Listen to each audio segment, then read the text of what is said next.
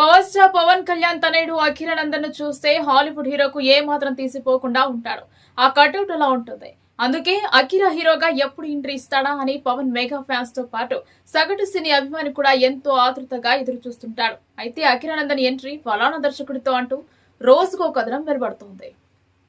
తాజాగా ఆ లిస్ట్ లోకి క్లాసిక్ మూవీస్ దర్శకుడు శేఖర్ కమ్ముల చేరారు. అవును, శేఖర్ కమ్ముల దర్శకత్వంలో అఖిరానందన్ హీరోగా ఎంట్రీ ఇవ్వనున్నట్లు ప్రస్తుతం ఓ వార్త నెట్టింట హల్చల్ చేస్తుంది.